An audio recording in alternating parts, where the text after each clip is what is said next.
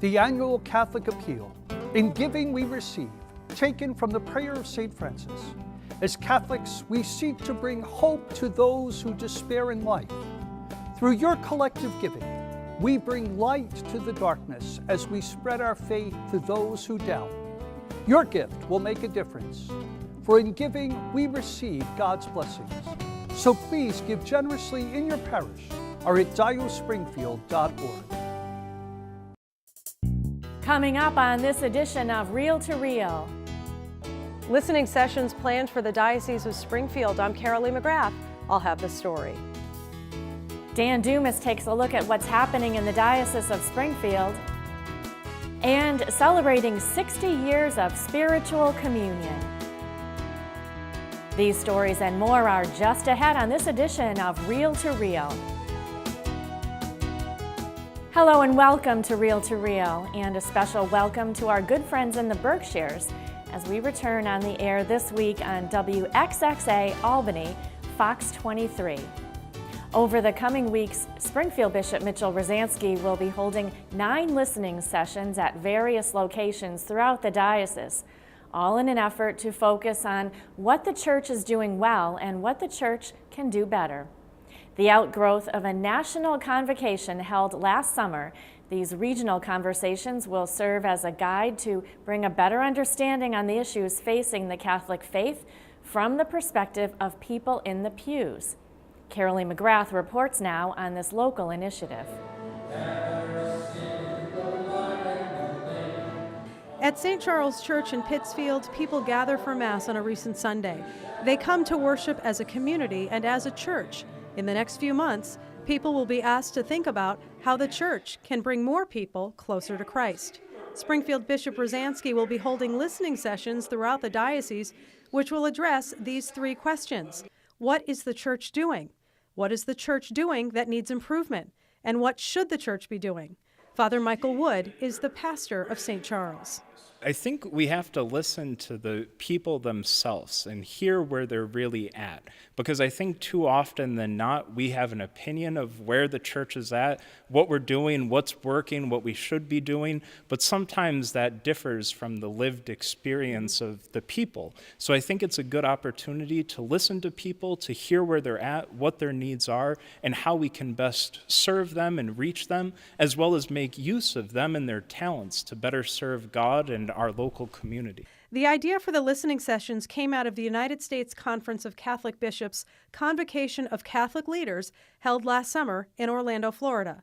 Father Michael attended with others in the diocese, including Catherine Buckley Bronner, the Director of Catholic Charities. She's also the Director of Faith Formation and a pastoral minister at Immaculate Heart of Mary Parish in Granby.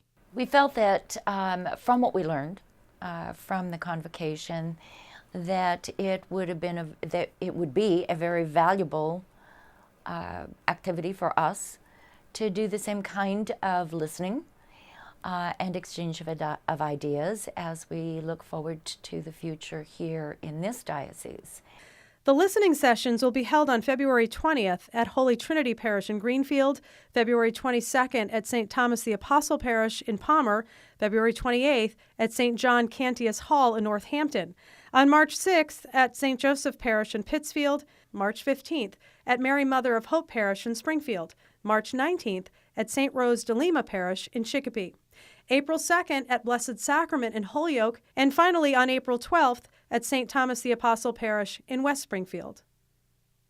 After the listening sessions, the information gathered will be used to guide the conversation at the Diocesan Synod, which will be led by Bishop Rosansky. Deacon Spencer Trova is looking forward to the opportunity. I do think it's a good idea. I think it's good for both sides of the issue, in terms of what the church has to offer lay people and what lay people have to offer to the church, and how we can make the spirit, in a sense, grow within the community so that people feel like they belong to a family, which is the body of Christ. Give us this day our daily bread. The word synod means together on a journey. Father Michael says the last synod in the diocese took place in the 1950s and was more legislative rather than pastoral. This is not going to change the church. This is going to make us grow closer to Christ together, right? So again, it won't change doctrine, it won't change law. A lot of that is set on a different level of the church universal,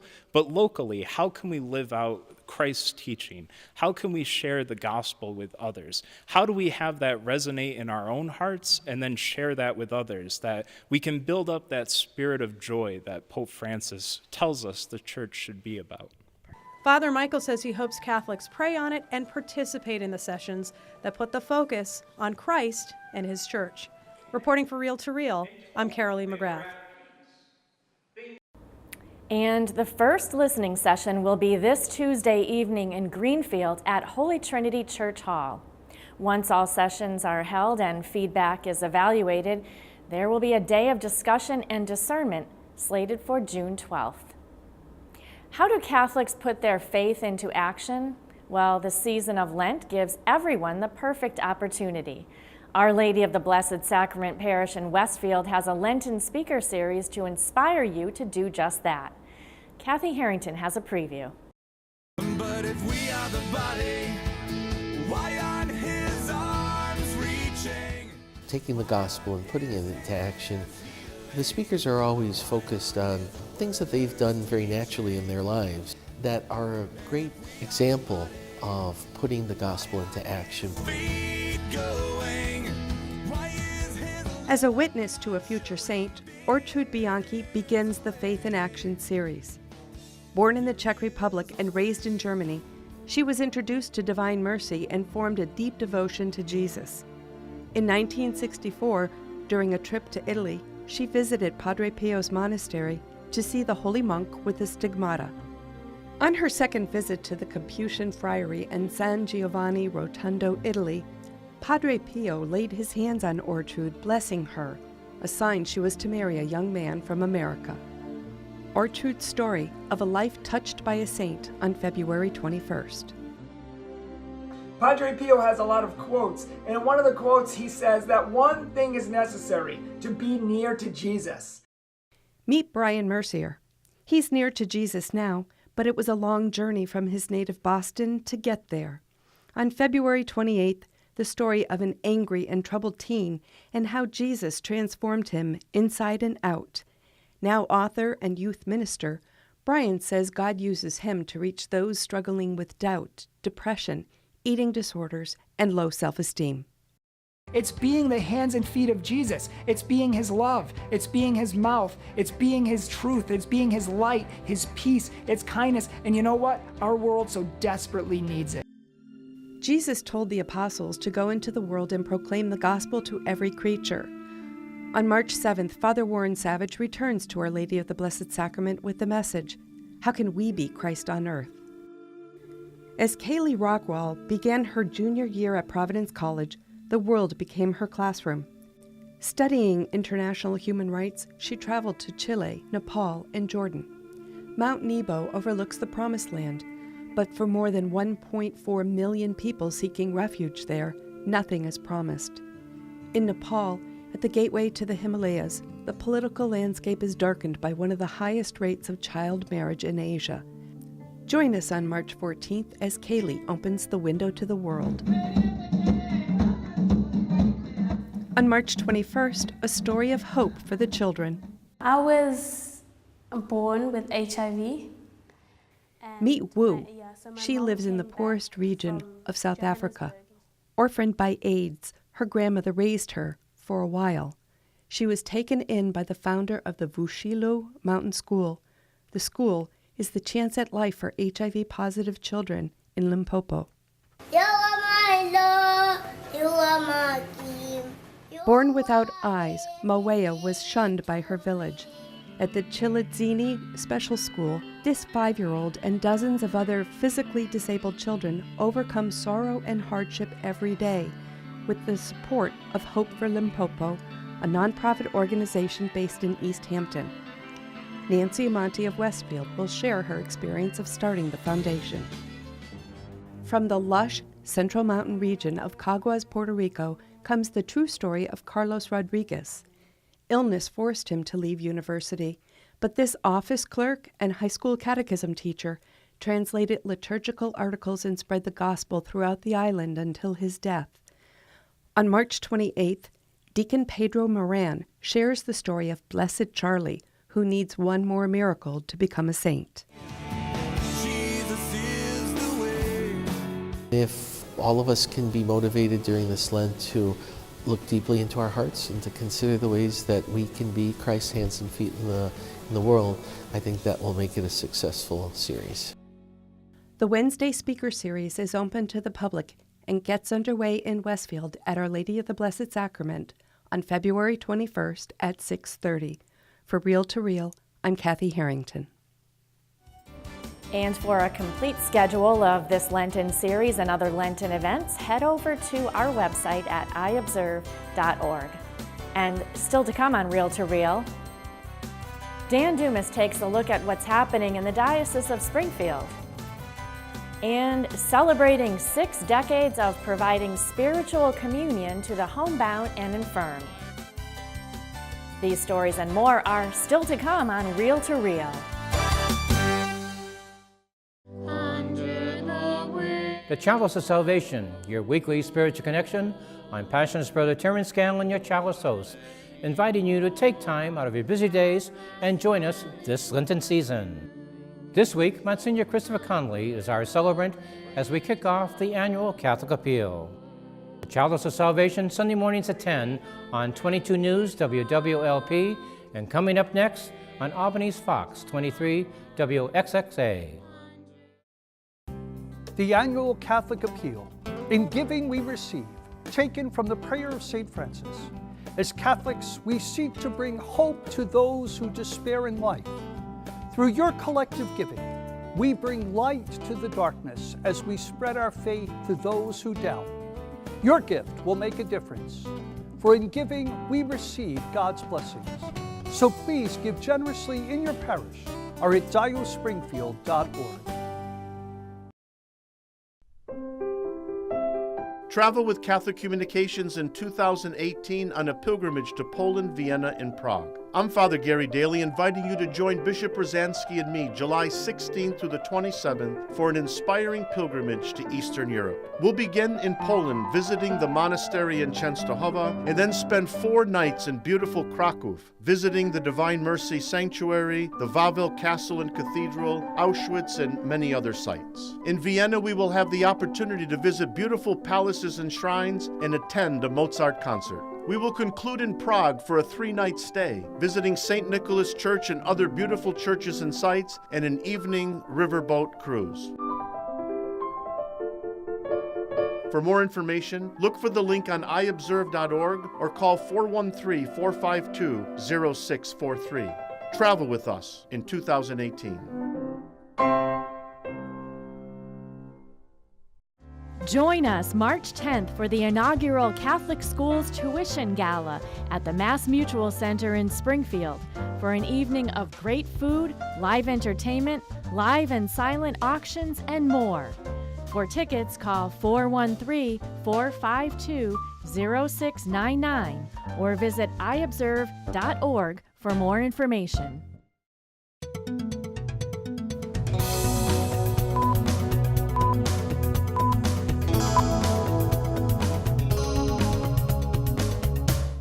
I'm Dan Dumas with your Reel to Reel news briefs.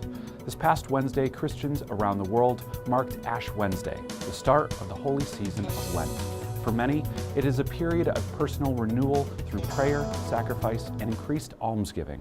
Rebecca Drake has the story. For the first time since 1945, Americans marked Valentine's Day and Ash Wednesday on the same date, February 14th. But the secular holiday did not deter local Catholics from the solemn observance of Ash Wednesday, one of the most well-attended liturgies in the church calendar. It seems to me that one of the more compelling sacramentals that the church offers are ashes. And people come to church and to shrines and to chapels and fill up those places to receive the ashes, I think as a reminder that all of us are imperfect, but we're all striving for holiness. Monsignor Christopher Connolly, rector of St. Michael's Cathedral in Springfield, celebrated the noontime Mass there, which was attended by downtown workers, diocesan employees, and other visitors, in addition to parishioners. People are drawn to Ash Wednesday services, Monsignor Connolly says, because of a sincere desire for spiritual growth. Vatican II has taught that holiness is for all people, not just for the cloistered monk or the nun in a monastery. It's for all people to grow in holiness. And these days of Lent provide us those opportunities through increased prayer and fasting and charity. That maybe with those three things combined, we can little by little grow to be better. St. Michael's Cathedral parishioner Cynthia Robertson, a graduate of the former Holy Family Elementary School in Springfield, has some thoughts on why churches are filled on Ash Wednesday. Probably because they want to give your heart and soul back to God. And the whole thing is that you want to be able to, come through for God, to be able to do something for Him, to show that you're, worshiping, and also to bring your love. And so Ash Wednesday was indeed a day of love for the Christian faithful in Western Massachusetts. For Reel to Reel, I'm Rebecca Drake. And we have some sad news to report today. Conventual Franciscan Father Donald Koss, a native of Holyoke, died February 4th at Our Lady of the Angels Care Center in Enfield, Connecticut, following a brief illness. Father Koss was a 1953 graduate of the former St. Jerome High School in Holyoke. He served most of his 60 years of ministry in the Vatican, particularly in the judicial courts. We spoke with Father Koss a few years ago when he was home during the summer. Father Donald says that through the years he has been happy to say yes to whatever has been asked of him. I think it's the upbringing, your vow of poverty, chastity, and obedience. And he says he is grateful for his vocation. Well, I thank the good Lord for perseverance, and that I was able to do what I was asked to do. Father Koss is survived by his brother, Joseph Koss, his sister, Jane Pecora, and their families. He was 81 years old. And finally, some long-awaited news today. Catholic Communications weekly television programming returns to the Berkshires this weekend. Carolee McGrath has more. 99-year-old Susan Merker lives in Pittsfield. She has a strong Catholic faith and a deep love for our Lord. Because he's just wonderful. Imagine anyone being any more wonderful than Jesus. But he died for us on the cross. Susan is no longer able to get out to go to church, so she depends on watching Mass on TV. Chalice of Salvation and Reel to Reel have been off the air of the Berkshires for nearly a year. Charter Communications dropped the NBC affiliate WWLP 22 News from its Berkshire County lineup in April of 2017. WWLP is the local station that currently carries both programs. But this weekend, the Catholic programs will be back on the air. Both Reel to Reel and Chalice of Salvation will now be carried in Berkshire County on Fox 23 out of Albany, New York. Viewers can watch Reel to Reel every Sunday morning at 5:30 a.m., followed by Chalice of Salvation from 6 to 7. Everything of importance, everything that has to do with the Mass is important to me because I miss going to Mass. I just can't now because of my legs and getting someone to take me. Susan, who also watches EWTN during the week, says she's thrilled the program, which allows her to participate in Mass, is back on. How is it to see like Father CJ or somebody that you know on TV doing Well, I think it was wonderful to be able to see them because of the fact that I can't go to Mass that often. Both Reel to Reel and Chalice of Salvation will also continue to air on Northern Berkshire and Pittsfield access stations. In Pittsfield, I'm Carolee McGrath. And we are so glad to be back in the Berkshires. And folks from across the diocese are cordially invited to the Sisters of St. Joseph Irish Gala next Sunday, February 25th from 1 to 5 p.m. at the Castle of the Knights in Chicopee. The fundraiser will include dancing, raffles, warm corned beef sandwiches, cash bar, and music by the Andy Healy Band with Mary Ward. Irish soda bread made by Sisters and Friends will be sold. Proceeds will benefit the Sisters of St. Joseph. Tickets are $25 per person and are available at the Sisters of St. Joseph congregational offices at 577 Carew Street, Springfield during business hours. Contact Sister Eleanor Harrington at 413-536-0853.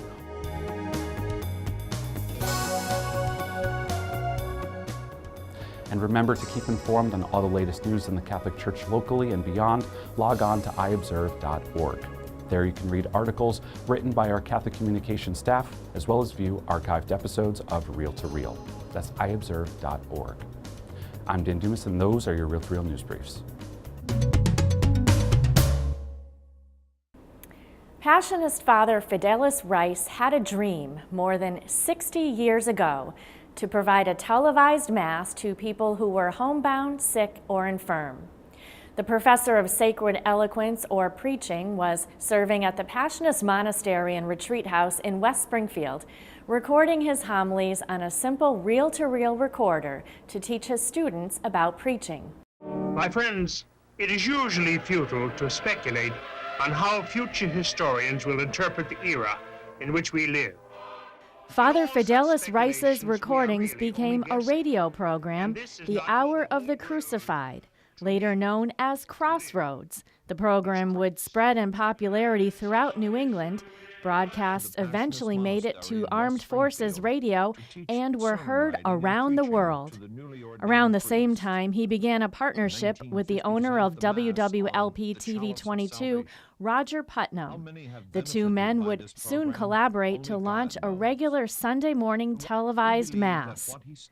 On September 8, 1957, then Springfield Bishop Christopher Weldon celebrated the first televised Mass on Chalice of Salvation. While the radio program was eventually discontinued, today Chalice is the longest-running non-news program in Springfield television. And veteran host Passionist brother Terrence Scanlon has been there literally from the beginning, serving as the first altar server for the television Mass that was broadcast from the original station on Proven Mountain in the Feeding Hills section of Agawam. I was there. The very first Mass, what happened there is Father Fidelis Rice needed servers. And at that time, I was working at the retreat house for the men that would come on weekends. And also, at that time, there were 14 boys working in the rectory for serving on tables. So Father Fidelis Rice came through, pulled 4 of us out, and 4 of us journeyed up to the hill. And the first Mass was telecast. Longtime viewers may remember the early days of TV, filmed in black and white. The Mass was in Latin, and the celebrant had his back to the congregation. Brother Scanlon says he has fond memories of those days on the mountain when groups and families would come to be part of the television congregation. He said it took a core group of dedicated lay people to make the Mass a success each Sunday. Brother Scanlon says the longest-serving lay volunteer has been Marie Renaud. Father Fidelis, again, was ahead of his game because he couldn't get this going if he didn't have lay volunteers. And so Chapelaines were one of the largest family from East Hampton that worked with Father Fidelis. And then Marie Renaud's husband, Albert Renaud, started, and he actually filmed the different groups that would come and worship with us on Sundays. He would make a record of that, and the families treasured that as a keepsake. And then his lovely wife, Marie Renaud, she's been with us since 1969. Wow. And she's a wonderful asset to our program here. In the mid-1990s, the Diocese of Springfield constructed a new studio chapel and control room adjacent to St. Michael's Cathedral in Springfield. The 60-seat Holy Spirit Chapel is now used as a setting for the weekly taped Mass, and the Diocese of Springfield was one of the first in the country to broadcast a weekly Mass, which has been appreciated by viewers throughout Western New England. Viewers like 95-year-old Richard Shevlin of Holyoke. The retired machinist and parishioner of Blessed Sacrament Parish there says watching the Mass is part of his Sunday morning routine. I get up, and I get myself ready, and I have my breakfast, and then by that time, it's about 9 o'clock or 9:30. After I straighten out, then I come in and flip on the tube. Shevlin says he appreciates being able to watch the Chalice every Sunday morning at 10, and he knows that other folks who are either homebound or in the hospital or nursing facilities feel the same way. I think it's very important because I spent some time in a rehab. At the beginning of the year, I fell, and I was in a rehab for 6 weeks down on Cabot Street. And of course, when Sunday came around, and they advertise it, if you want to see the Mass on TV, go to the community room, And I went down there a few times. It was very important to older people. When I visit those who are homebound, they speak to me of the presence of God coming to them through the Chalice of Salvation. For these 60 years, the Chalice of Salvation has provided great comfort, hope, and solace, especially for those who are unable to attend Mass physically in their parish churches. Brother Scanlon says donations are what keeps the weekly Mass on the air. Our major support is from the Annual Catholic Appeal, and we are most appreciative of that funding program. Without it, we could not do this. But then during the year, we have our Mother's Day of Remembrance, our Father's Day of Remembrance, and All Souls, a Novena of Remembrance. And the people are very generous. And you can see what the program means by the support that comes in. In all such speculations, we are really only guessing. And this is not even an educated guess. We will not be around to find out how accurate our guesses were, which we must freely accept, not on our terms, but on God's terms.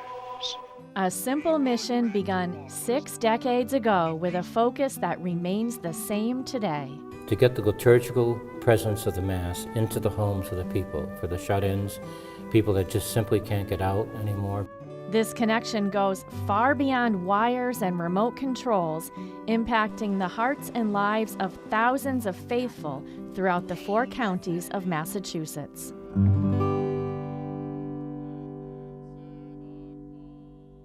So much history in that story. It's amazing to look back and see how times have changed, but yet stayed the same as Chalice continues to serve the faithful homebound in our diocese. Congratulations to Brother Terrence Scanlon and all the Chalice staff behind the scenes who make this very important program possible each week. And fittingly enough, we share this story on the very weekend that both Chalice of Salvation and Reel to Reel return on the air to the Berkshires on Albany's Fox 23 WXXA. It's nice to be back. So hello to our friends who have been patiently waiting our return, and greetings to all viewers on Fox 23, as well as those watching on WWLP TV and Catholic TV. A reminder that this week, beginning with Ash Wednesday, we kicked off the 2018 Annual Catholic Appeal, funds which directly benefit both our TV shows.